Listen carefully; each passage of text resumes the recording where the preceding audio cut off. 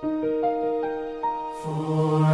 days, a sacred road, ashes mark where faith has grown. Pray, fast, give, return again, from the cross to life. Amen. The world thinks mercy is softness. It confuses forgiveness with weakness.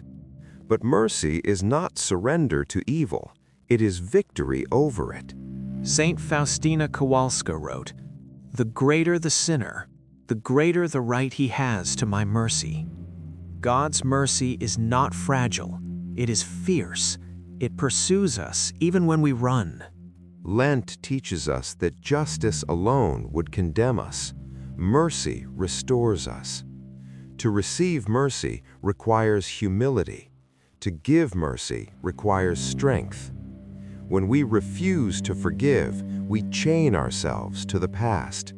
When we choose mercy, we step into freedom.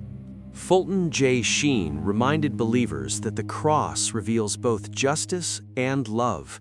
Sin is serious, but mercy is greater. The blood of Christ does not ignore guilt. It washes it away. Be merciful, just as your Father is merciful. We resemble God most when we forgive. Today, fast from resentment. Release one old hurt. Pray blessing over the person who wounded you. Lord, teach us the strength of mercy. Soften our hearts where they have hardened. Make us instruments of your forgiveness. Amen. Transformation begins with one small step.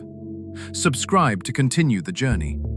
Share this reflection with someone who needs hope, and tell us in the comments what God is teaching you today. Remember the cross.